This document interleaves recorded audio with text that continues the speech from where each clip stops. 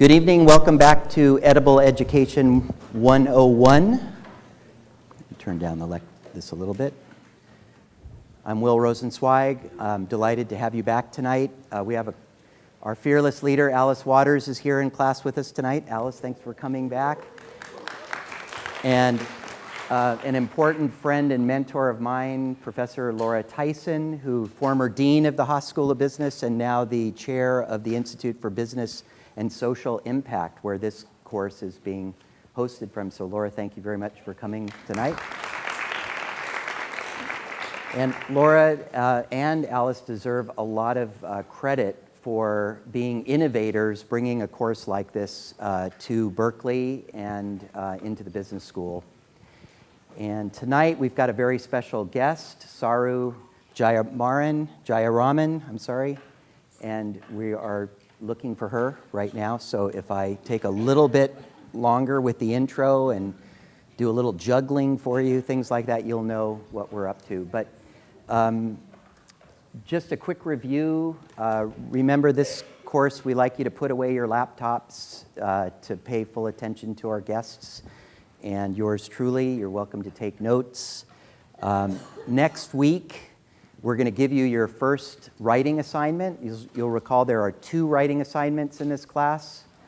50% of your grade is dependent on coming to class and posing thoughtful questions that pertain to the writings and the lectures, and the other half of your grade, or pass, no pass, correlates to 2 papers. And the first paper will give you the prompt next week. You'll have 2 weeks to turn it in. You got to turn it in on time to get credit for it. If you're taking the class for a letter grade, you'll be graded as such. Okay, any questions about that? Be about probably 3 to 4 pages in length, or 4 to 5. Here's the question for today's attendance. Take out your clickers and get the right answer to this question.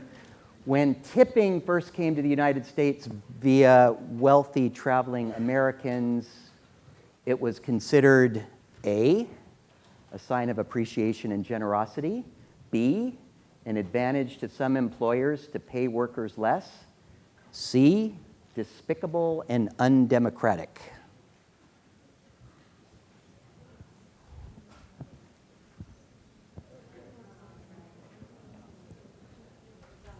Yeah, it doesn't seem to be working right now. Let's just do it by a show of hands. How many people think A is the right answer? Put your hands up high, okay, a few people. How many people think B is the right answer? Okay. How many people think C is the right answer? How many people think B and C is the right answer? That's the right answer. It was a trick question. So if you did the reading, you'll know in the first chapter, Saru talks about the evolution of tipping. She's here? 5 minutes. Okay. Great. Thank you. So a little quick review for those of you that are either just joining or are watching online.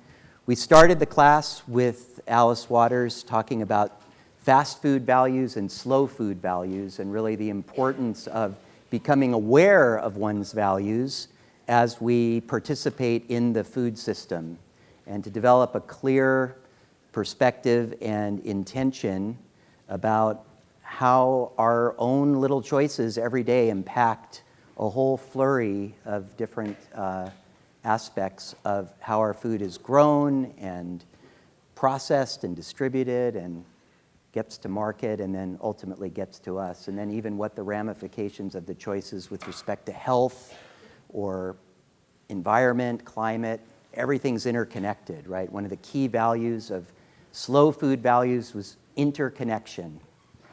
The next week we had Mas Masamoto, a 3rd-generation family farmer who grows the ripest and most delicious peaches in all the land. And he introduced this idea to us, shared kind of the trials and tribulations of farming, but also the joys. He talked a lot about the joy of farming, the joy of producing fruit that made people really happy. And he talked a lot about collaboration. He framed farming not really as a transactional activity, but really a collaboration between a farmer and an eater. And I thought that was a really, clever and innovative way of thinking about what he does in the world. Last week, you'll recall, we had Professor Robert Reich here. It was a real treat. Our course here, our class meeting, happened exactly at the same time as the protests across campus, and we were peaceful and we were focused here. And Professor Reich really helped us understand the nexus of political power and economic power and how that has changed Washington. It was really wonderful to hear his perspective from the late 60s when he worked for Robert F. Kennedy and the dark times that he experienced then. But he really showed us how Washington had changed and that Washington had become wealthy, and that in his perspective that's led to really the kinds of strains of inequality and social stratification that we have now. We talked about concentration of power in the food industry, and then Naomi Starkman, the founder and editor-in-chief of Civil Eats, came and gave a very eloquent talk about the importance of free and independent media to report and provide truthful information, facts, not alternative facts. And I think we were really lucky to have the kind of timely presentation that Naomi brought us. You'll also remember I introduced you to this contraption called a photoropter, which optometrists use to help us fine-tune our vision. And I wanted you to think about the values that you bring to your life that really inform your choices and inform your actions are actually things you choose. You may have inherited them from your elders. You may have picked them up culturally, but they're actually something that we choose to use to see the world. And one of the goals of this class is to help you see the world with fresh and clear eyes, and also to develop new focus. We also talked a little bit about the way the food system works, and we'll revisit these illustrations during the course. This is one that I particularly liked that is bringing into perspective the values of a healthy food system. And you can see by this illustration that it actually includes a full life cycle where food waste is included. This is actually quite new. Up until a couple of years ago, the food system maps would sort of end with eating. They didn't kind of finish with what happens to all the food that's wasted. And in April, we're going to have a session on food waste and have several experts who are really looking at not only the problem, but a lot of the opportunities and entrepreneurial opportunities for solutions. I also shared with you this map from Professor Phil Howard, who's now at Michigan State University, used to be at UC Santa Cruz.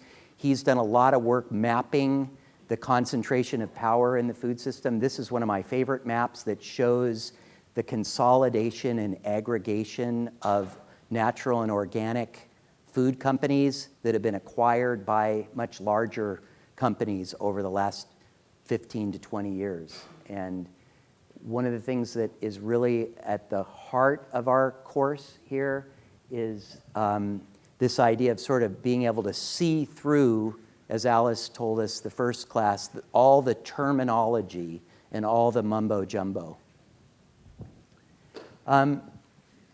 Just to quickly review the ways concentration is showing up in the food system in terms of changing the interpretation of antitrust laws. We know that big companies get together and they like to set the standards. They can put lots of resources into lobbying and shaping public opinion. And one of the ways we've seen that happen that we've talked about is in the organic food sector. We know that the organic standards have changed somewhat considerably since they were initially pioneered, and they've become softer and broader to in one way expand the organic industry, but at the same time change the standards. We talked about the structuring of exchange networks, who gets to play with whom in the supply chain, reshaping consumption habits. Certainly there's lots of ads, and I showed you that short video last week about that robot that can make you the perfect latte, and kind of changing your expectations. Manipulating pricing happens, maintaining government subsidies, strengthening intellectual property protections, and then influencing standards. I also just wanted to introduce you to this topic, which I think, again, is very timely. We have a new administration that is intent on changing a lot of the things that we have been working with or working toward for many years. And we wanted to kind of wake up and pay attention to the ways that new policies might affect the food system that we participate in. So last week when I showed you this, it had 8 topics on it. This week it has 9, thanks to this morning, Rohini reminded me that the USDA website removed its animal welfare database this morning. That was the newest news. Did anybody read that, about that? So this is, again, an example of a public asset that the government's been developing that tells you a lot about farming practices and animal husbandry and research, and it was all completely removed from the website, no longer available. So one of the ways that the president is likely to impact the food system is with greater opacity. And for those of you that don't know, that's the opposite of transparency. Talked about trade agreements. And Ryan, just let me know when Saru's here, so I'll... Okay, good, thank you. We might be whistling together in a few minutes, So trade agreements, costs and availability of products. We talked about the fact that if we had a 20% tariff from Mexico on products that we consume, that your average avocado would probably cost about 20 cents more at retail. We also mentioned that the U.S. imports $2 billion of Mexican beer a year. Can you imagine what the added tariff on that would be? We talked about what infrastructure, that these tariffs would also raise prices. Immigration, kind of radical immigration reforms could really impact the labor that's available to harvest crops. I read a report that said that the wine industry in California is concerned that up to 40% of the grapes on the vine could not be harvested if the migrant labor force was not available. Certainly wages could be impacted, and other forms of discrimination. Our speaker tonight will talk about that, but we have a appointee coming into the Department of Labor who represents the fast food industry and the values of the fast food industry. And if you've read the readings for tonight, you'll see that that perspective contrasts greatly from what the work that Saru's been doing. The Affordable Care Act, this could have disproportionate impact on farm and restaurant labor, certainly public health, setbacks in prioritizing prevention and well-being, changing of laws, eliminating laws that protect consumers, standards, food safety, and the environment, and probably increased concentration of power in the food system, again, kind of keeping the power structures that be in place and making them only stronger, which again leads us to reflect on how important it is for us as eaters and as citizens to be engaged and well-intended about all the choices we make.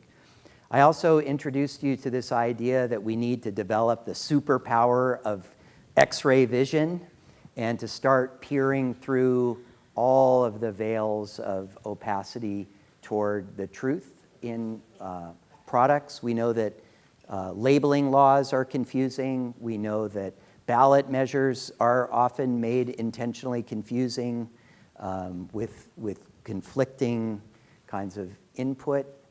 And we also know that the stories of how our food is grown and gets to us is not often clear and transparent. So hopefully by the time you leave this course, you're going to have a much better sense of developing this sort of skillful, skeptical, vision, and to be able to discern what's really going on in the food system. So now, without further ado, I'm going to introduce our guest speaker.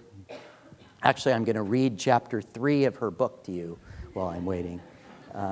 Or I could also ask if there are any questions tonight. Would anybody else like to entertain the class temporarily? What I'll do in the meantime, I know she's on her way. She said she's parking. She's going to walk in any minute. We will, you know what I'll do is I'll tell you about next week now. How about that? So next week, we're going to be talking about the state of nutrition science and the future of personalized nutrition and the microbiome. So, we've gone from values to farming to politics, and this week we're going to talk about food and the people that bring it to you. Next week we're going to talk about nutrition. We have 3 really amazing experts in the field going to be joining us. One is Professor Bruce German, who is one of the foremost experts in the nutritive makeup of human milk. And he's just really an amazing scientist. He's on the faculty at UC Davis.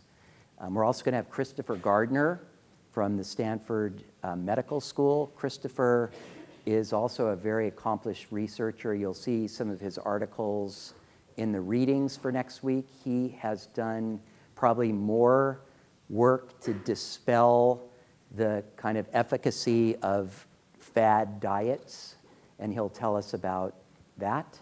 And then we'll move into understanding the microbiome, which is this range of bacteria that inhabits our gut, and what that is telling us about our own metabolism and our kind of way that we might either be immune to or susceptible to different disease. And we'll paint a picture of kind of how this new information that's coming very quickly from the realms of science and technology are going to inform the world of personalized nutrition. Okay? And then after that, let's see, that's going to be February 15th. Trying to think, February 22nd. Who knows what we're going to do that week? No, that's going to be Anna LaPay, who is a tremendous kind of thought leader, activist, writer, thinking about food systems and how to be active in the food system. She comes from a great lineage. Her mother, Frances Moore LaPay, wrote the seminal book, Diet for a Small Planet, that started to make up. Hi, Saru. Welcome. How are you? Good. And so Anna will be here on the 22nd. But tonight, live from the Goldman School of Public Policy, we have Saru. Thank you for coming. Saru, can I just gave a little intro, okay, but I thought I would read this now that you're here. One of the things that really fascinated me about Saru was not only, she was trained as a lawyer, she, focuses on kind of systematic transformation of the labor side of food. But what struck me and that really impressed me was she's also been an entrepreneur. So let me read you this little excerpt from the conclusion of her book, Chapter 9, which we didn't assign to you, but it's called The Road from Here. It said, after Rock was founded in the months after the September 11, 2001 tragedy, my co-founder and his fellow survivors from Windows on the World, the restaurant at the top of the World Trade Center, shared a big idea. They wanted to open a restaurant together. They said it had always been a dream they talked about while at Windows, and now that Windows was gone, they wanted to make their dream a reality. I was not interested in opening a restaurant. I told the workers that our mission was to improve wages and working conditions in the industry, not expand the industry. I was finally convinced by the promise of the business model they described. The restaurant would serve as a model of livable wages and working conditions and could also house our training programs to help low-wage workers advance to livable wage, fine dining service jobs in the industry.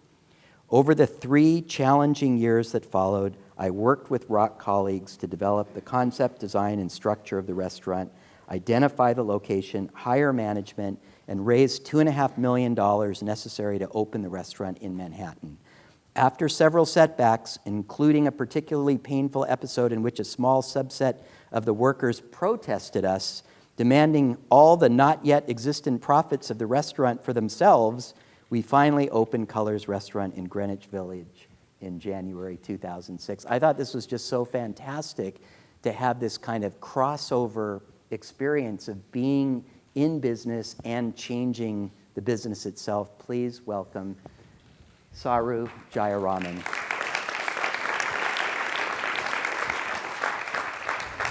Do you want to just talk or show any slides? Or? I don't need to show slides, Okay. But can I use this? Yeah. Hi, everybody. How are you? Good evening. Hello. Let me turn this up. I know it's late, and I'm late. I'm sorry. There was an accident coming on the way here. There we go. Hear me okay? Great. I just want to know, has anybody in the room heard me speak before? Okay, a fair amount of you. So apologies to you all, because you're going to hear some of the same information, but definitely the world has changed post-election, so I have a lot of new things to say. Great. So I'll start with the part that some people have heard before. As you heard, my name is Saru, and I am an attorney and an organizer and author, and I teach here at the Goldman School of Public Policy. And kind of maybe one of the biggest moments of my life was 9/11. I don't know how old people were or where they were on 9/11. I was in New York. I was working at a immigrant worker organizing center out in Long Island, New York. And I would work out in Long Island and come back into the city every single day and eat out. I ate out sometimes 3 times a day. I would try all different kinds of cuisine. I was definitely a card-carrying foodie for those years that I lived in New York.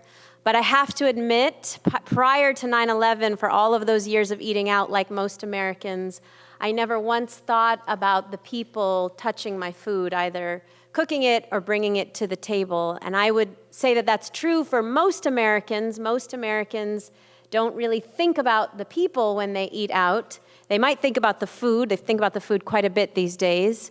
They might think about the ambiance. They might think about so many things, but they often don't think about the people. So that was me, pretty oblivious, even though I actually, during the day, spent time organizing and fighting for the rights of restaurant workers and custodial workers and factory workers.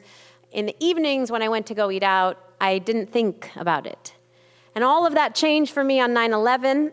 On September 11th, there was a restaurant at the top of the World Trade Center, Tower 1. On that morning, there was about 73 workers who died. About 250 workers lost their jobs. If you see images from 9/11, we just commemorated the 15th anniversary a few months ago in September of 2016. And if you see images from 9/11, you may see some workers jumping from the top with tablecloths or napkins, thinking they might somehow ease their fall. Nobody survived. But about 250 workers were displaced, and after 9/11, I was asked to come together with those workers who had lost their jobs and the families of the 73 victims and start a little relief center in the aftermath of the tragedy that we called ROC, the Restaurant Opportunity Center. And what started as a little relief center post 9/11 with 250 workers from one restaurant has grown over the last 15 years. We now have 25,000 worker members. We have about 200 restaurant owner members. These are restaurant owners who, like Alice, really believe in what we are doing, actually believe in better wages and working conditions for workers in this industry. And we also have several thousand consumer members. So we've grown geographically. We're now in 15 states, including here in California. We've grown numerically, obviously, but we've also grown in terms of our stakeholder base. We started as a worker organization and then grew to include employers, and we grew to include consumers. And the reason we had to grow over the last 15 years really has been the explosion in this industry. So taking a step back, you are in a class about food systems. Taking a step back and just looking at the food system as a whole, the food system as a whole is now 20 million workers. 1 in 5 private sector workers and 1 in 6 workers as a whole in the whole economy work in food. It is the single largest segment of employment in the United States. So you think of it in terms of what you eat, or perhaps in terms of agriculture, animal welfare. I think of it in terms of the fact that there is no other bigger employer in the United States, and unfortunately, there's also no lower paying employer. The food system is the absolute lowest paying employer in the United States, and within it, the restaurant industry is unfortunately the bottom of the barrel. So within that 20 million workers who work in the food system, from farm workers to meat and poultry processing, to food retail and distribution, to warehouse workers, all the way up to restaurant workers. Within that 20 million workers, a full 12 million, the vast majority of workers in the food system, 12 million are in the restaurant industry alone. Putting the rest of the food system aside, the restaurant industry alone is the second largest employer in the United States. Even if you put all other food system employers aside, the restaurant industry alone employs 12 million people. 1 in 11 American workers works in the restaurant industry. It has continued to explode over the last several decades. We are growing faster than the restaurant industry in any other nation on earth. And it continues to grow even during economic recessions and depressions. We just keep eating out in ever-increasing numbers every decade. Even when we're depressed, sometimes maybe because we're depressed, we just keep eating and drinking in ever-increasing numbers. And yet, despite the industry's explosion and growth, we continue to be, as an industry, collectively the absolute lowest paying employer in the United States. So every year, the Department of Labor, as long as we've had a functioning U.S. Department of Labor, and I say that because, unfortunately, the person that Trump has nominated for the new Secretary of Labor basically wants to shut it down, and I can talk to you more about that in a little bit.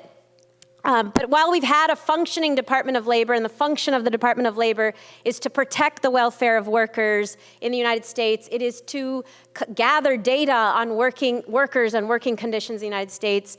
And so as long as we've had a functioning Department of Labor, the Bureau of Labor Statistics within the Department of Labor has consistently put out a list every year of the 10 lowest paying jobs in the United States.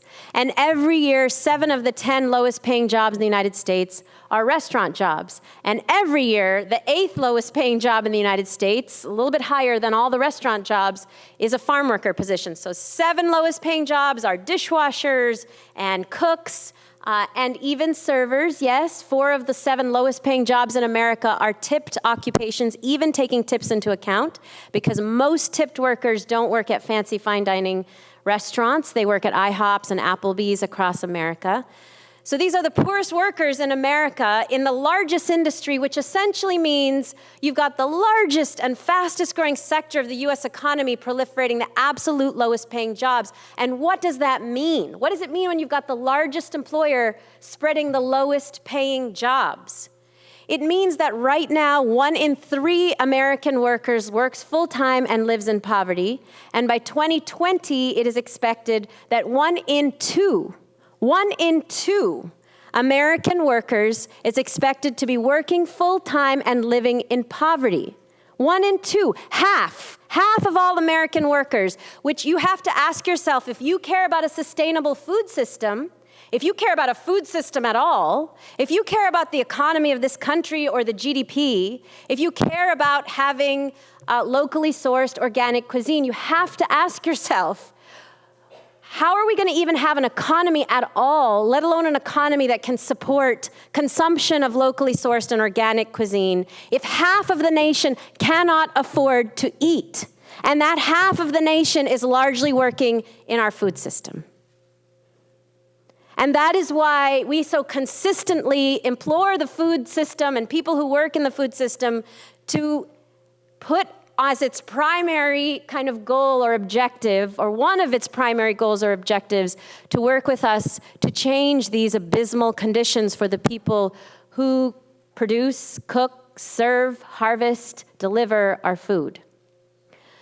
So the restaurant industry in particular has a very unique history as to why it is one of the largest and fastest growing sectors, proliferating the absolute lowest paying jobs. The unique history is the history of a trade lobby called the National Restaurant Association. We call it the other NRA. It is the association that's led by all the Fortune 500 chains.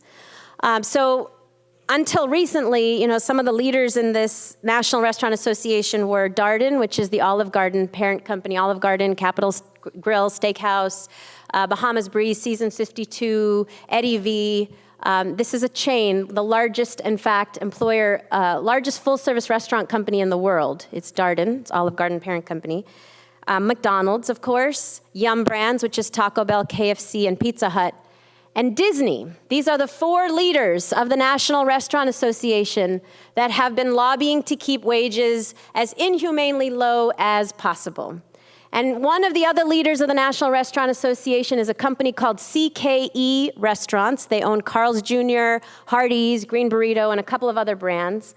It is the CEO of that fast food company who has been nominated to be the Secretary of Labor in the United States, protecting the rights of workers when, unfortunately, we have found that his restaurants, about half of his restaurants are in violation of basic wage and hour laws, and workers in his restaurants experience nearly twice the rate of sexual harassment of all other restaurant chains, when restaurants by alone have 5 times the rate of sexual harassment of every other industry in the United States.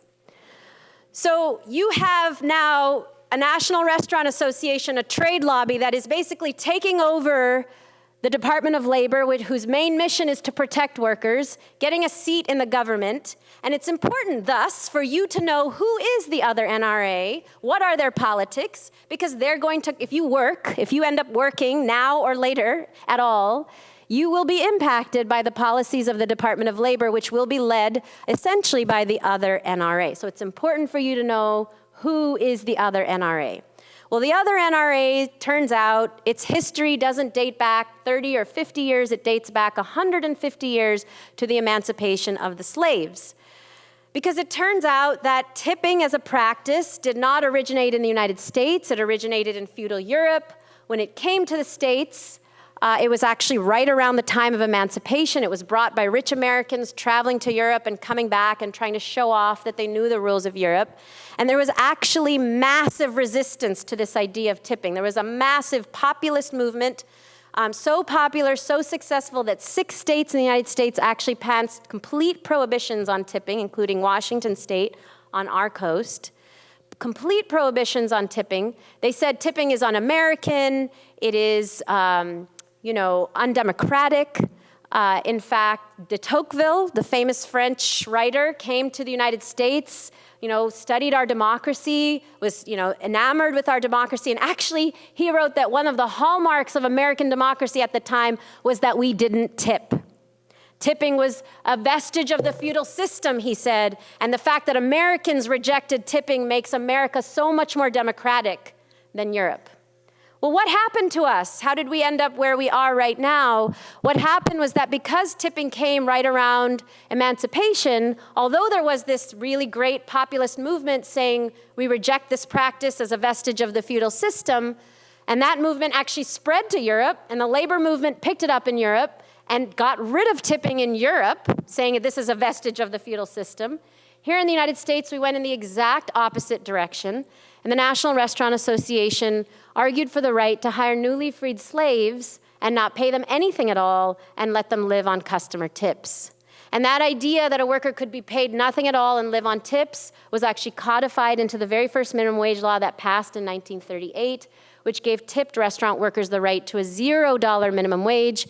We went from a $0 minimum wage in 1938 to the whopping $2.13 an hour, the current federal minimum wage for tipped workers in the United States. And it is between $2 and $7.50 in 43 states in the United States: California, Oregon, Washington, Nevada, Minnesota, Montana, and Alaska. We just won Maine. I'll talk about Maine in a second. But those 7 states have rejected this system for 40 years. In fact, here in California, we have the longest practice of rejecting this legacy of slavery, 41 years of getting rid of this lower wage for tipped workers. And in fact, we find in doing research that these 7 states that got rid of this system actually have higher restaurant sales per capita, higher job growth in the restaurant industry, higher job growth among tipped workers. One of the favorite arguments of the Restaurant Association is if they actually paid workers in the rest of the country, nobody would tip anymore. Turns out we actually have higher tipping averages here on the West Coast, so that's not true either. Turns out San Francisco has the highest tipping average of any city in the United States, and Alaska has the highest tipping average of any state in the United States. So we tip better, we have a bigger, faster growing industry, and we happen to require this industry to pay its workers a full minimum wage with tips on top, which is actually how it occurred in feudal Europe. In feudal Europe, serfs and vassals got a wage from their employer, an income from their employer, and tips were always gratuities. And if you look at the base of that word gratuity, it was extra, always on top of the wage, which is not how it is in the United States. The rest of the United States, even New Mexico is $2.13 an hour. Arizona is $3 or $4 an hour. All of our neighboring states are still in this 2-tiered wage system, this legacy of slavery. So how is it that they've gotten away for basically a century, the Restaurant Association, arguing that they shouldn't have to pay their workers, customers should pay their workers? And I'm really talking about the chains here because they've been the ones to lead the argument. They've essentially said, it's okay to not pay these workers a wage. You know, they are white guys working in really fancy fine dining steakhouses. They make $100,000 or $150,000 a year. And that is true, as we know. In some restaurants, there are white guys earning $150,000 a year in fancy fine dining restaurants.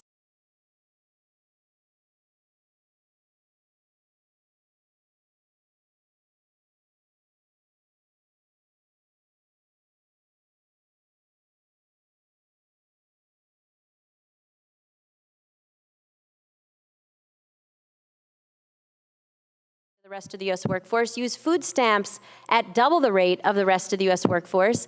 But worst of all, has been the fact that they actually have the worst rates of sexual harassment, as I said, of any industry in the United States. So when you're a woman working at IHOP or Applebee's or Denny's, and you're earning $2.13 an hour in Albuquerque or in Texas or pretty much anywhere else in the country, you have to tolerate whatever a customer might do to you, however they may touch you or treat you or talk to you, because the customer is always right, because the customer pays your bills, not your employer. And so we actually did a ton of research on this. We'd been surveying about 8,000 workers across the country. We did a new survey with another 1,000. We found that women in states like New Mexico, where the wage is $2.13 an hour, were twice as likely to experience sexual harassment as women in states like California, where they got a full wage from their employer and they didn't have to tolerate all kinds of inappropriate customer behavior. Then we found that women in states like New Mexico were 3 times as likely to be encouraged by management to dress more sexy, show more cleavage, wear tighter clothing. And in fact, while we were doing this study, the industry announced a new industry segment called the breastaurant. The breastaurant is a new recognized industry segment. It's not just Hooters anymore. It's a company, it's actually two of the fastest growing chains in America. It's not Hooters, it's actually a company called Tilted Kilt and a company called Twin Peaks. And you have to ask yourself, what exactly are we selling in restaurants? Are we selling food or are we selling women's bodies? And I'm actually not just talking about Hooters and Twin Peaks. I'm talking about Chili's, where the servers are mostly women and disproportionately women of color, and they wear tight T-shirts with the word fresh across the breasts. That's Chili's, a family restaurant. So you have to ask yourself, what exactly are we selling in restaurants? And more importantly, what are we telling women in America they are worth? What is the value of their worth? You know, I've given this talk about 1,000 times, literally, across the country, and every time I give this talk, a woman comes up to me, usually, and especially when I'm speaking to older audiences, and they say, you know, I am now an IBM executive, or a corporate lawyer, or a union organizer, or a doctor. I've had a doctor approach me. I've been sexually harassed recently in my current job, but I didn't do anything about it because it was never as bad as it was when I was a young woman working in restaurants. Because 1 in 2 Americans works in this industry at some point in their lifetimes. I don't know if you already did the poll, but I'd love to see your hands. How many of you have ever worked in the industry? Look around the room. 1 in 2 Americans has worked in the industry at some point in their lifetimes. And for a lot of people, it is when they are young. Maybe they move on to something else. That's not true for the majority of restaurant workers, by the way. Of those 12 million restaurant workers, more than 9 million are adults with children. But there's a segment of us that work in restaurants in high school, college, or graduate school. And based on the comments I've heard from women in other professions, we now know that this industry sets the standard for young women in terms of what is acceptable, tolerable, legal, ethical.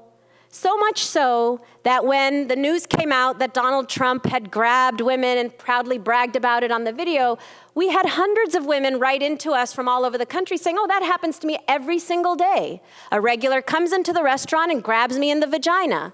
And my boss says I have to put up with it, and that's how I make more money. Which I want to pause for a second and tell you what that means. That means for millions of workers and women in America, millions, it's not just that they're encouraged to accept sexual harassment. They are essentially told that their merit, their value, their worth is based on how much a man like Donald Trump wants to grab them. Whether they do well on the job in terms of making more money in tips is entirely based on whether a man like Donald Trump wants to grab them.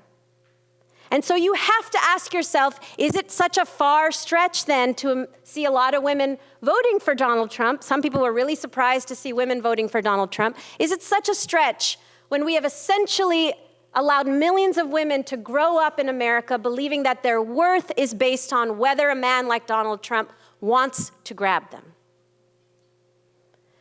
So based on all of this information, in 2013, we launched a campaign called One Fair Wage, all about calling on the nation to follow the great model that California and Oregon and Washington have set in terms of getting rid of this legacy of slavery, eliminating the lower wage for tipped workers, and paying everybody one wage just like all other industries are required to do.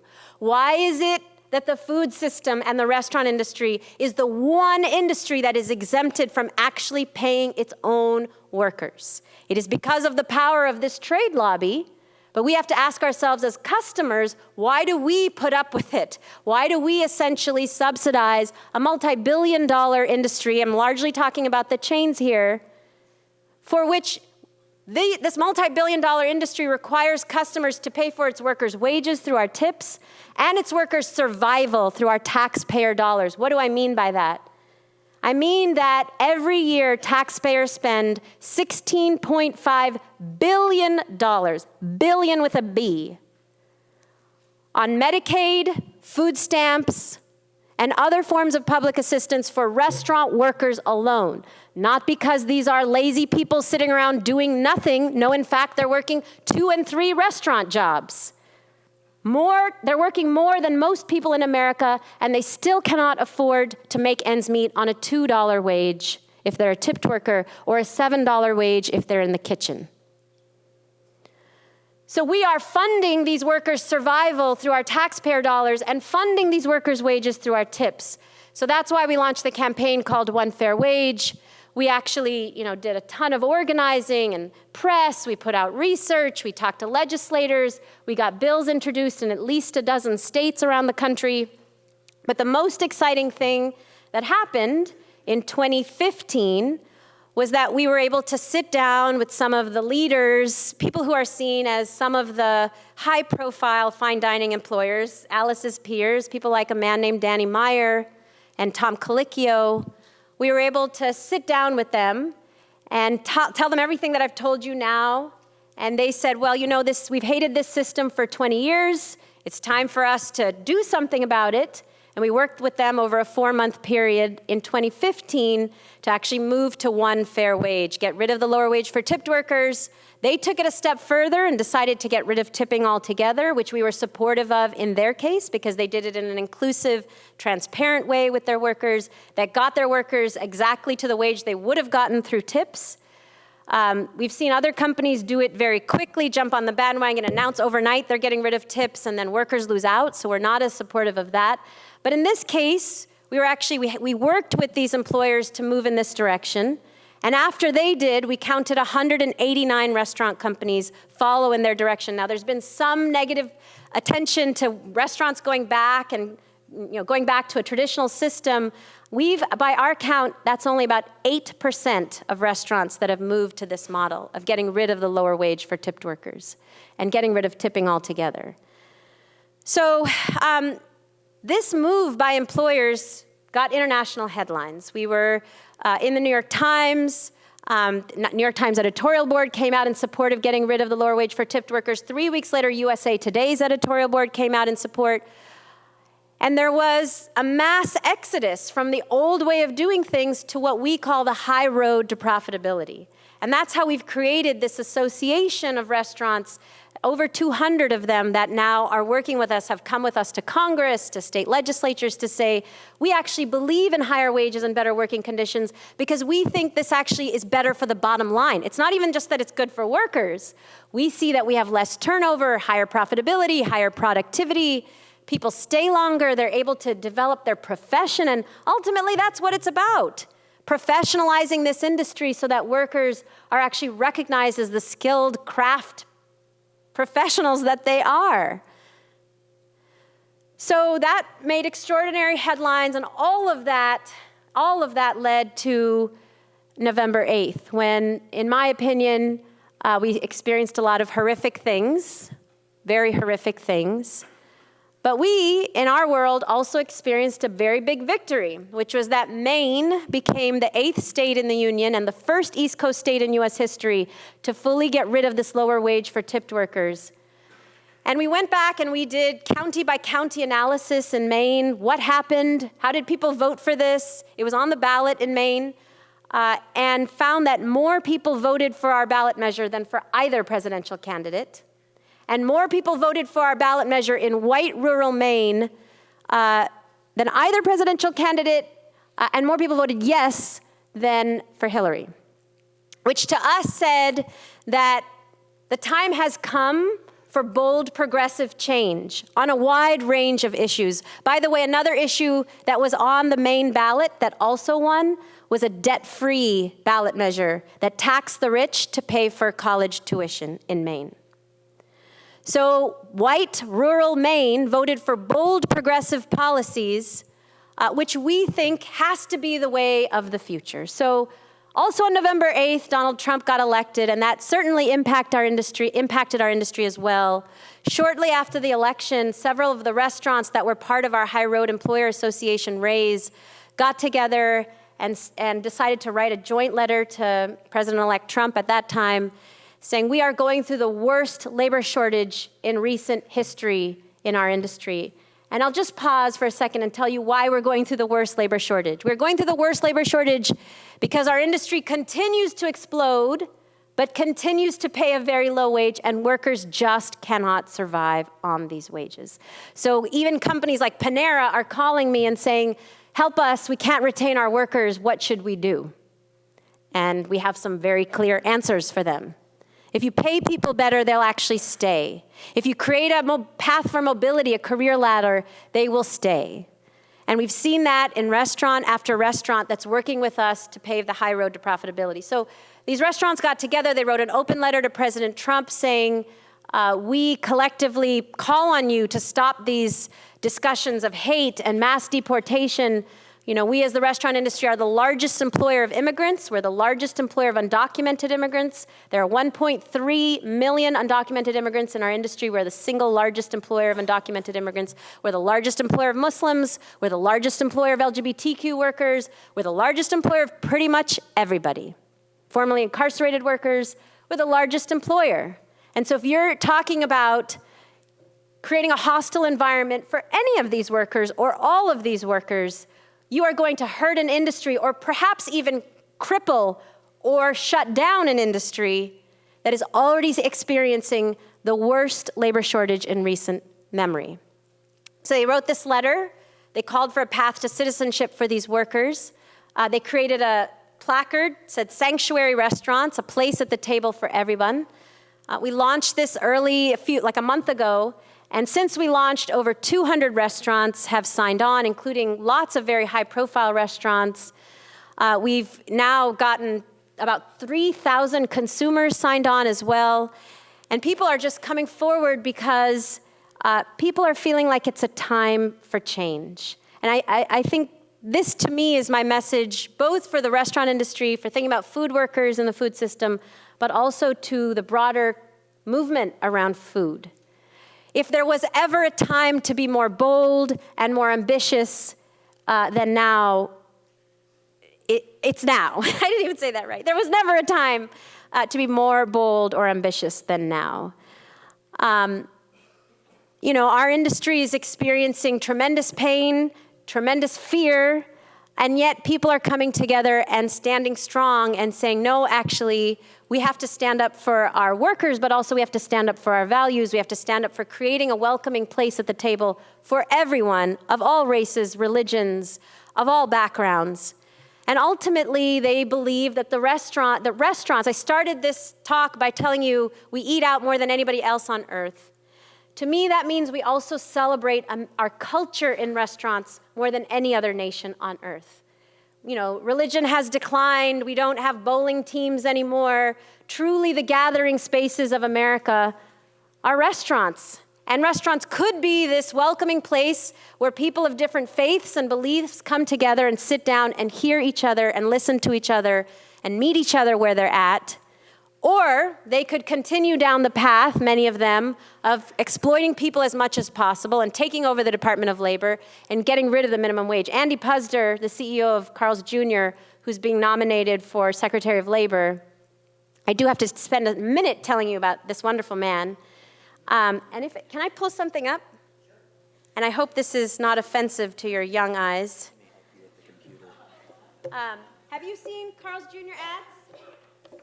Have any of you seen Carl's Jr. ads? So Andy Puzder is a man who, thank you. You make sure I'm on the right network. I hope I'm not offending anybody with these ads. It's okay, you're at Berkeley. No, offending anybody in a different way. This one? Let's see. Maybe there's just images that we can look at. When we get to where you want to go. These are Carl's Jr.'s ads. So over the holidays, we did an online experiment, and we put out a survey. Thank you. I'm just going to make this a little bigger. Oh, it's not? Oh, that's because I have to drag it over this. So over the holidays, we, as soon as we heard that Andy Puzder was nominated for Secretary of Labor, we put out a call to Carl's Jr. and Hardee's and Green Burrito workers to fill out a survey. And I have never seen such a response. 900 workers responded to us in a 2-week period between Christmas and New Year's. I hope you can hear me while you're looking at these images. 900 workers responded in a 2-week period between Christmas and New Year's. 564 filled out surveys, the vast majority of whom were young women. This man hires teenage girls. And about 90% of them told us They experience severe sexual harassment in the form of customers coming in and saying, you don't look like the girls in the ads, but I'll take you anyway. And then following them out into the parking lot, grabbing them, harassing them, trying to follow them home. These are 16 and 17-year-old girls. Beyond that, we heard from workers who said, coworkers are grabbing me, touching me. I complained, and my manager said, shut up or you'll get fired. We heard from workers whose paychecks were stolen by their managers. We heard from workers who were basically told that they wouldn't get paid for weeks or that they just would never get overtime. And in fact, if they worked more than 40 hours, which would qualify you for overtime, they'd get penalized. So what workers started doing is working more than 40 hours, but just clocking out and not getting paid at all. No breaks. Half of his restaurants have been charged by the very department that he is now taking over. So this is the man who is now in charge of the welfare of all workers in America and all women workers in America. He will be confirmed by the Senate or not on February 16th. That's the current date being set for him. And this is what I mean when I say, if ever there was a time to be bold, it is now. Because some of us have been trying to expose who are the corporate players that control the food system, who are the corporate players that control our democracy, for a long time, and we don't have to do that work anymore. It's staring us in the face. It's not like corporations are behind the scenes anymore controlling our democracy, our food system. They've taken over the government. You have to understand that. The National Restaurant Association now has a seat in the cabinet. So they're going to be much more overt, and Andy Puzder has said, I look forward to the day when I can replace all of these workers with robots. Robots don't complain. They're never late. Robots, you have to ask yourself why he didn't do it. Why he didn't decide to replace all his workers with robots? There's reasons for that. We can talk about that. But these are the comments he makes. We don't need a minimum wage. All government regulation is bad. And certainly he defended these. He was, taken to task many times, criticized publicly for these ads. And he said, I think this is great. Ugly women don't sell burgers. Those were his exact words. So this is the man who's protecting workers in America. And if ever there was a time to use this opportunity to come together as an industry and say enough is enough, that NRA is actually not our industry, it gives us a bad name, it's given us a bad name for a very long time. The industry is something better, something different, something wonderful. And I would say the same for the food system. This is not our food system. The food system can be something wonderful, something different, but only if we collectively are being very bold, very progressive, demanding policy change, demanding that people like this don't take over our government, demanding democracy. Instead of staying in our silos or working on our little issues, we have to come together now, if not ever, now more than ever, to demand this kind of policy change. And if there's any example, it's our industry, because I'll just close by saying, so 200 years ago, there were two industries, in fact, that said, don't you dare take away our business model, 150 years ago. We will never survive if we have to pay our own workers' wages. You want cotton and tobacco, you won't be able to afford it if we have to pay our own workers' wages. So why would you take slavery away from us? And we as a nation, we decided that's not a sustainable business model. It's inhumane, it's immoral, it doesn't work as a business model. And why are we allowing 150 years later an industry to essentially say the same thing in the form of Andy Puzder and the National Restaurant Association? We shouldn't have to pay our own workers' wages. Prices will go way up. Love to talk to you about whether prices go up when the minimum wage goes up. Huge fallacy.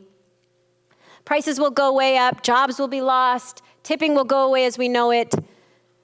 Are we going to say absolutely not, as we did 150 years ago? That's just an unsustainable business model and it's got to change? Or are we going to roll over and let them essentially take over our democracy? That's the question. I'm going to shut up. Thank you.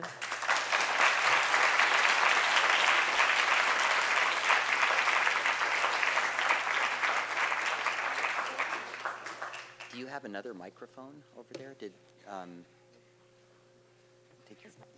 that. Let's enough of that for now.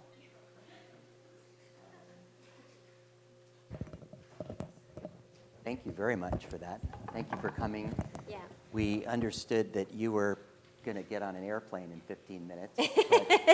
There's a big blizzard in New York. We're holding the plane for you. No, I'm actually going tomorrow because the blizzard delayed my flight. Well, we're grateful that you're here with us.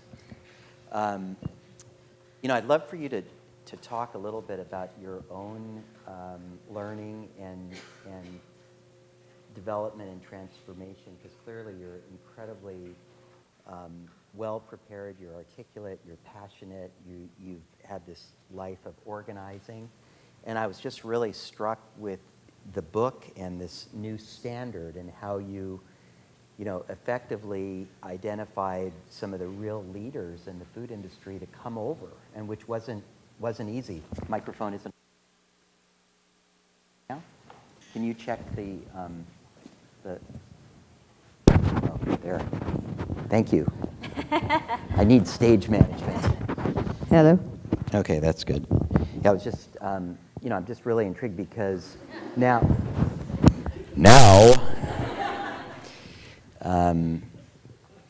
you have effectively developed a system that's not just, banging on the table and educating people, but you're really creating a system of social transformation. And the book is really a great example of how you highlight who's doing things well. So you're setting standards, you're shining a spotlight on people that are doing well, you're celebrating those, and then, in the same time, you're not demonizing the others, but you're pointing out that, what they're doing and their implications. So, in our, in social entrepreneurship, you'd call that a theory of change, right? So maybe you could talk, I think the students would be really interested in understanding how you've thought about the design of that, because it's pretty sophisticated.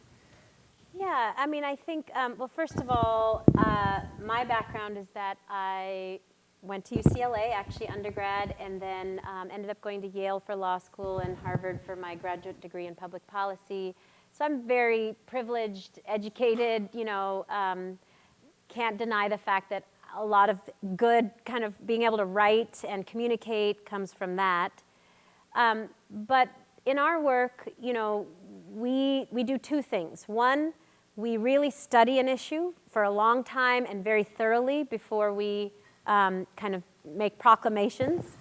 But two, we also really listen. Well, my primary role is not a lawyer or an activist or a author, it's an organizer. And that word is so overused, it really bothers me. Organizing is not what most people think it is. It's a very, very precise art form. You can go to school, you can go to actually schools for organizing, you could go to short trainings, you can go to multi-year trainings for organizing. When I'm talking about organizing, it's something very specific.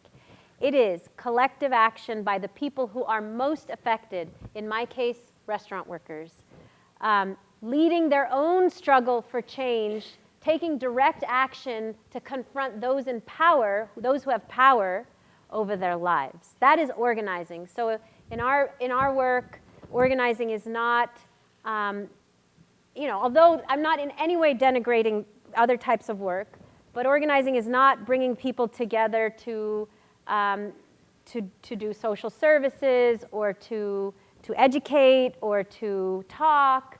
It really is bringing people who are most affected together to lead their own struggle for change, and that struggle involves direct action, meaning often contentious direct action, going up against those who have power over their lives. And the reason I bring this up, and you're asking how did we develop a theory of change, how did we get from, how did I get from a student at UCLA to this? Part of it, yes, was education and a ton of research, but that research was led by, grounded in, the experiences and leadership of actual restaurant workers. So for me, the theory of change has been developed by the workers themselves. My role was to be a facilitator, to allow workers to come together, name their own struggles for change, their own conditions, document them. We trained thousands of workers to go out late at night and survey their fellow workers, following them home. In New York, we would follow workers home on the subway after their late night shifts and do these surveys with them. Or here in the Bay Area, we did 500 surveys of restaurant workers by following them home after late night shifts. So workers would survey their fellow workers, gather this information, analyze it, and say, well, this is what we have to do. We have to raise wages in this industry. So our theory of change is a combination of what's called participatory research, a lot of other kinds of research, but also organizing, listening to, and allowing workers to take leadership in their own struggle for change. Last week, Professor Reich talked to us a little bit about the inequality, stratification, and he also points out in his book, Saving Capitalism, this huge discrepancy between what the workers, oftentimes if you go to a Jamba Juice or something, the lowest paid person in the company is delivering really the brand promise there, and he points out that there are some CEOs that are, doing nice things like promising to hire refugees or giving employees, medical benefits or time off, things you talk about. But then at the same time, they're paid this just extraordinary wage, and this discrepancy is. Yes. So how are you working on that? How are you thinking about getting that topic visible as part of your work? Wages? Yeah. Well, and the discrepancy, when you talk about the CEO of CKE, I didn't look up what he has been paid, but Yes, I would a ton imagine of it's in the money. millions of dollars. Yes, Yeah. absolutely. For us, a lot of it is raising wages for workers across the board. It is about policy. So the book, does highlight restaurants that are doing wonderful things. And this has been a little bit, to be very frank with you, my critique of the food movement, because a lot of times in the food movement, we think the really change comes about entirely by consumer choice. That all that we have to do is go to a different restaurant that treats its workers well, and change will follow. All we have to do is shop and buy a different tomato, and change will follow. All we have to do is just be a different kind of consumer. And the problem with that theory is that it hasn't worked. It has not resulted in dramatic change, the kind of transformational change that at least we need in our industry. And so for us, yes, we should celebrate the employers who are doing it right and show that there is an alternative way of doing business, but that has to be coupled with policy change. And the policy change has to be about both raising wages, and it has to be about things like paid sick days, which is another issue we fight for. It has to be about things like debt-free college, so that working Americans could actually go to college, imagine. It has to be about healthcare. It has to be about so many things that we need as people, as half of the nation. I just want to keep reminding us that we're not talking about a sliver of the country or the poorest people or some marginalized group out there.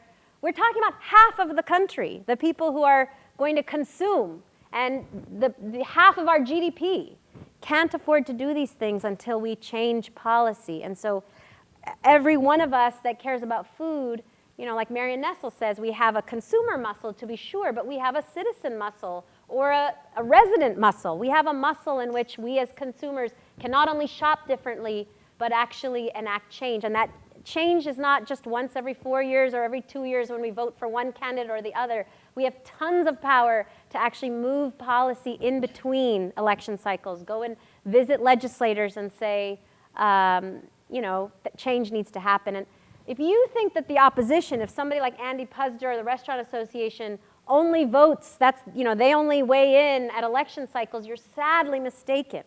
So for example, if I give a quick example, and then sorry, I'm talking too much, but very quick example. In Maine, I told you we passed this amazing ballot measure. Most of Maine voted for it. The voters voted for it. Now the Restaurant Association has found a small group of restaurant workers that they have convinced and terrified that if they got an actual wage from restaurants, they would lose their tips. And they started a campaign, "Don't take away my tips."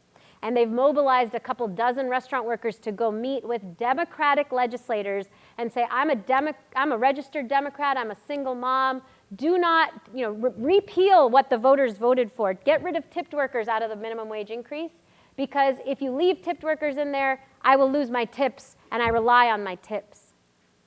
I mean, it's just like the people demanding, don't give me health care. Don't you dare give me health care. Or now the people demanding, don't pay me, I will lose my tips.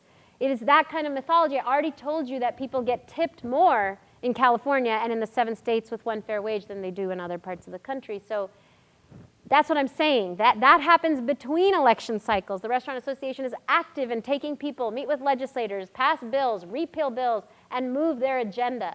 And unfortunately, we as people who are not corporations think our only democratic role is to vote. That's our role in democracy. And it's not. We have tremendous power to go do things, move legislation, move policy in between election cycles. So when you see some counter approach being organized like that, what's the jujitsu move that you make? Expose them. Expose them. I'm so glad you heard they use jujitsu. That's one of my favorite words.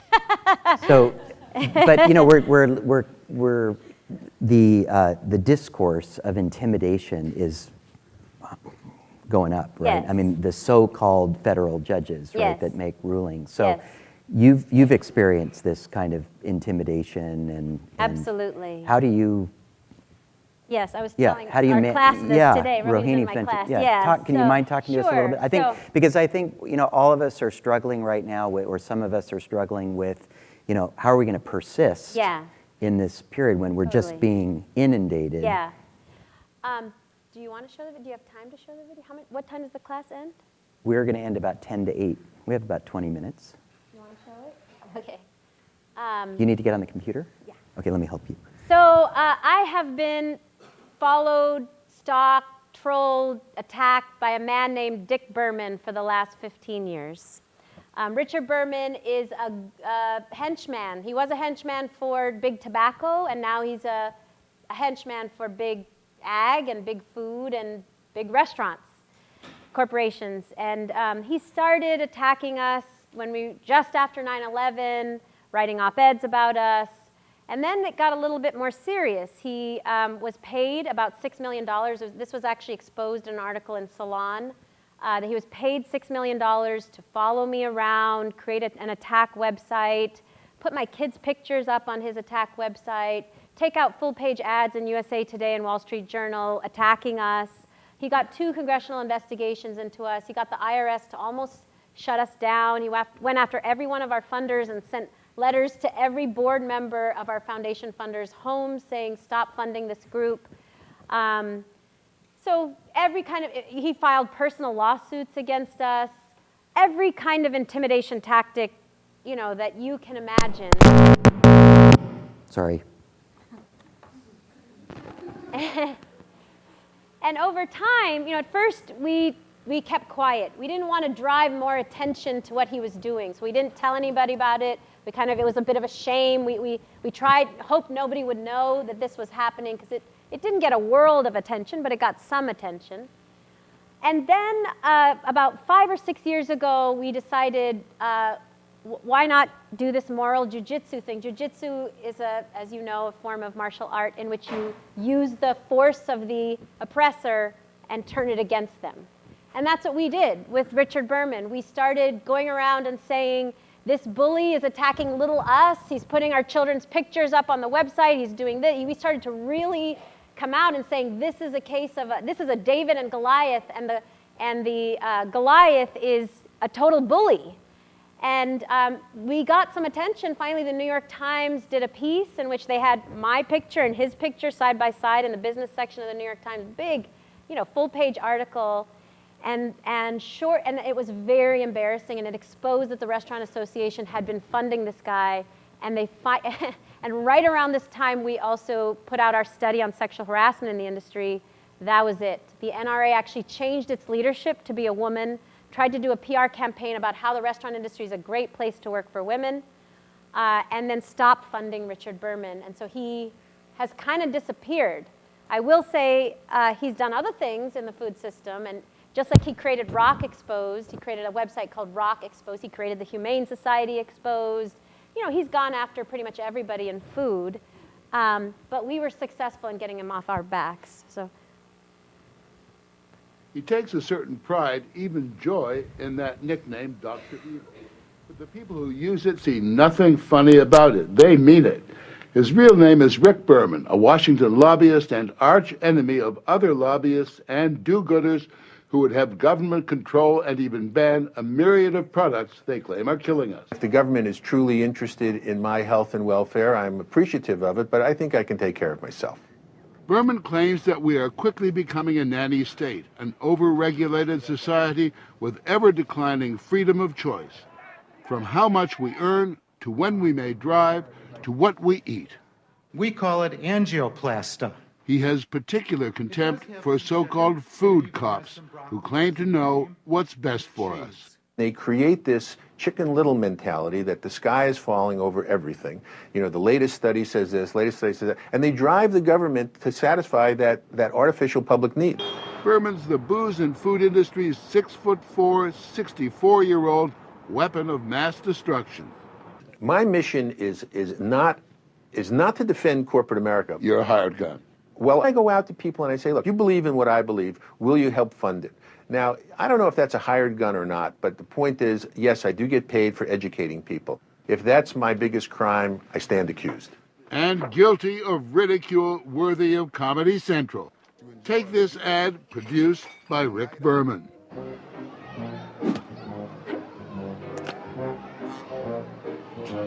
Everywhere you turn, somebody is telling us what we can't eat. Do you ever feel like you always been told what not to do?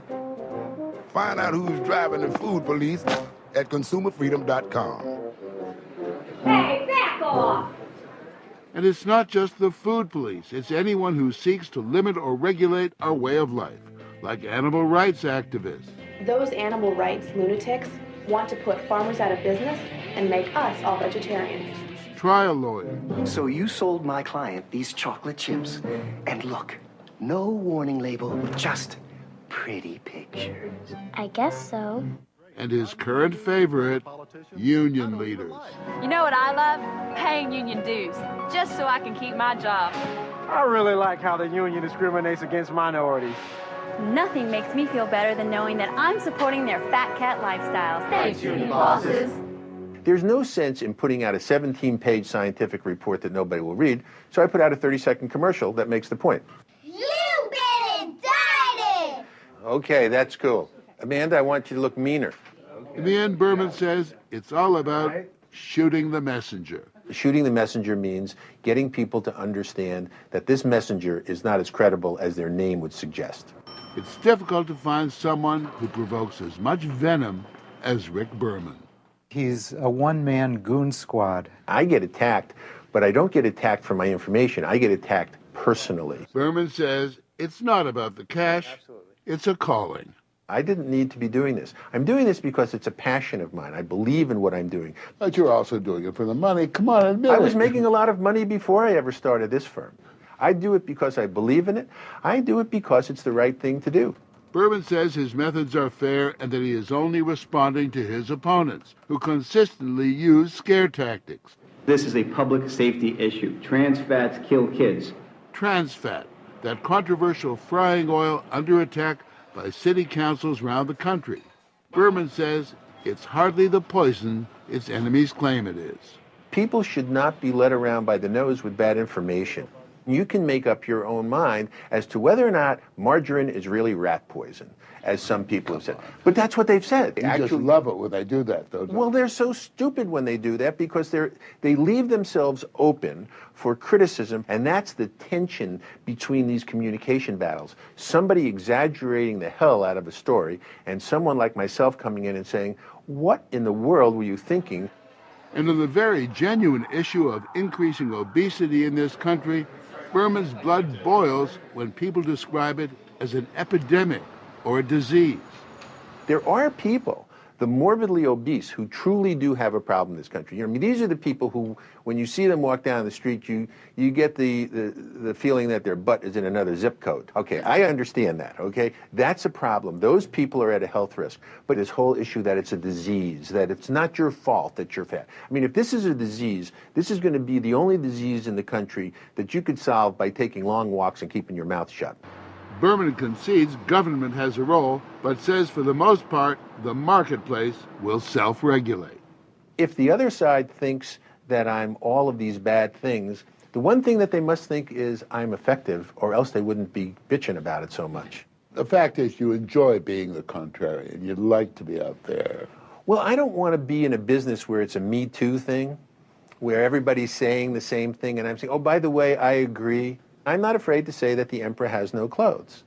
Berman says he rates his success by one simple measure. Is he making people think twice? As for his critics, I say to them, look, once you get past the name calling, tell me what's wrong with our statistics. Tell me what's wrong with our science. Have I said anything that's wrong, or am I just objectionable? And if I'm objectionable, I say, take a deep breath and get over it. I'm not going away.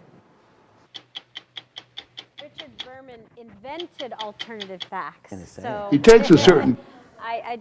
Yes, he says a lot of incredibly distorted things that we've had to correct over the years. The only antidote that I feel like is I want to watch 5 minutes of the Dalai Lama and feel like hopefully karma Cleansing. works. Yeah, well, it does work. This man was defunded by the Restaurant Association because in the end, these tactics, we were able to expose them, and, you know, he's now off attacking somebody else. I want to say more, but I won't. you did want to talk a little bit more about what your research has shown about what higher wages, you know, would do to the industry, and you've got a lot of proof now with absolutely. With these We have been able to show that if you actually were to provide one fair wage, if you were actually pay a livable wage, you can cut your employee turnover in half. In an industry that experiences the absolute worst turnover of any industry in the United States, you can increase productivity, increase profitability, increase employee morale. As I said, the states that have the highest wages also have the highest restaurant industry growth, job growth. I'm sure you all have heard, and I'm sure some of you believe, the mythology that if you raise the minimum wage, that has to mean job loss, increased prices, it's wonderful mythology that people like Richard Berman have been incredibly successful in waging communications campaigns to make you believe. And it just is not borne out by the data. It just is not borne out. I'll give you an example. California, we studied Applebee's in California, where the wage for tipped workers is 11 going up to 15. We studied the Applebee's in Washington, D.C., where the wage is $2.77 an hour. The prices were exactly the same. In fact, New York has half of the wage we do, New York State that we do for tipped workers. Their prices are higher in Applebee's in New York than they are in California.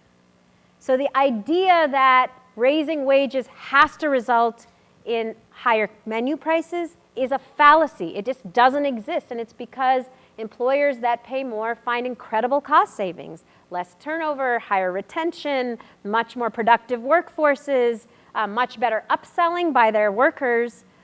They have a more successful, more sustainable business model. So again, these fallacies have been just wonderful communications, people who've made us believe things that are just not true. Rohini, you had a question from one of the students. Yeah.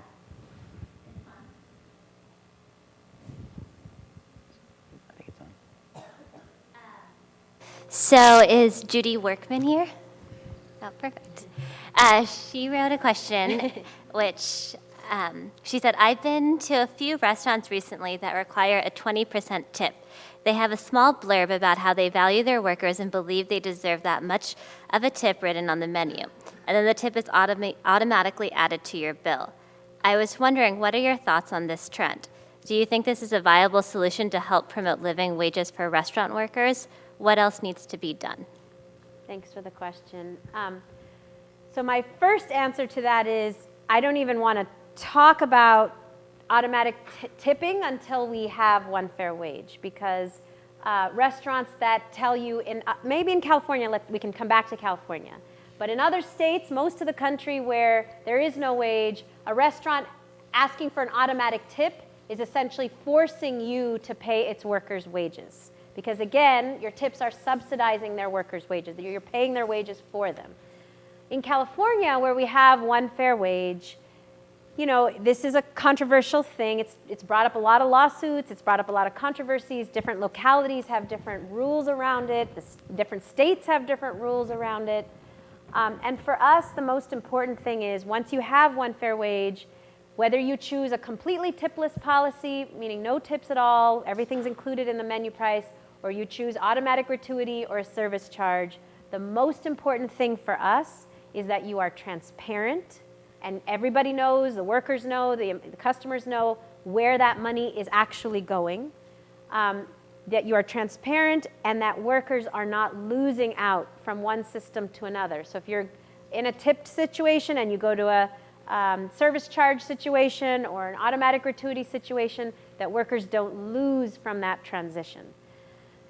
What we have seen, unfortunately, is a lot of restaurants moving to a service charge model, moving to maybe an automatic gratuity or a fee, and then it's very unclear, and workers end up coming to us saying, our tips have disappeared, the employer's taken them completely, there's no transparency about what's happening, our wages have gone way down, and so that's problematic.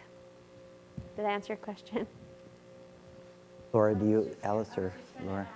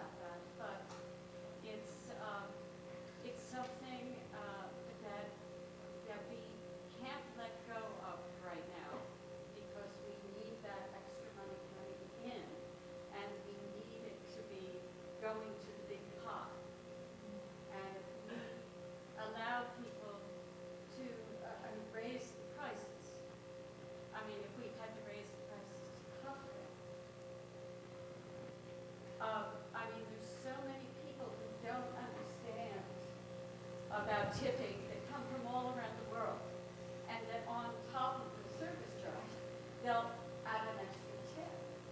And it's like, it's a very complicated issue.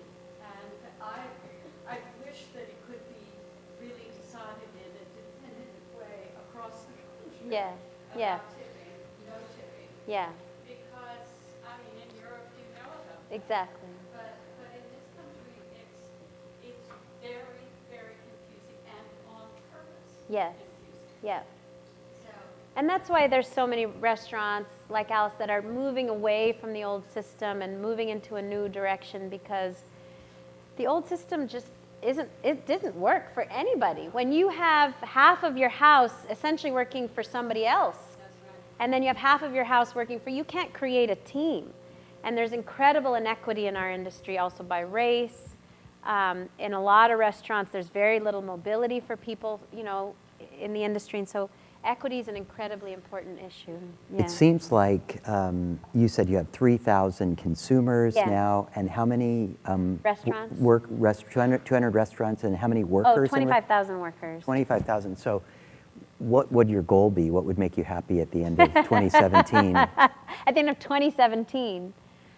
Or in 3 years? I mean, how do you imagine this growing, and how do you want to get there? And then how do you want to have the class help you? Yes, thank you for asking. Well, I keep saying our goals have changed pretty dramatically. You know, November 7th, our goals were maybe we can get from 25,000 to 30,000 or 35,000. Maybe we could get 100 more restaurants to join. Maybe we could pass policies in 2 states. And now we're talking about general strikes. There are general strikes happening on February 17th. On May 1st, there are general strikes happening. And masses of people are ready to stand up and demand that the whole system be overturned. Forget, you know, passing policy in state by state, or everything needs to change, and everything is up for debate. And I hope, you know, that's the way we're seeing it from the worker side. I hope on all the issues in the food movement, we can just start to be way more visionary and ambitious because this is the moment to do it. People are upset, people are angry, people are outraged, people are ready to mobilize, and it is those moments when we mobilize that we actually win the most transformative change. So forget 35,000, now the goal is we want the sky. We want livable wages, we want benefits, we want health care, we want equity, we want it all. And what do I want from the class? So we have a consumer association called Diners United. And right now, one of the most exciting things you can do is you can sign up through Diners United or through our Sanctuary Restaurants website to become a member as a consumer. If you're a worker, please join ROC, either ROC, our Bay Area chapter. We're actually opening our own restaurant, Colors, here in Oakland. We've bought a building right across from the Fruitvale BART station. It's going to be a restaurant and training facility to train thousands of workers to move up into livable wage fine dining service positions. There's restorative justice happening in the building. So it's exciting. And you can join ROC here locally and be a part of a movement for change locally. But if you're not a worker and you're a consumer, or you are a worker and you still want to participate as a consumer because you don't know if you're going to be a worker forever, there's a lot you can do to support the restaurants that are taking a stand, supporting taking the high road, or declaring themselves a sanctuary restaurant, and then joining us in these we're really thinking about these events where we can bring community together in restaurants and really begin to heal some of the divides that I think we're all experiencing right now. Well, thank you very much. Thank you. It's really great. Thank you.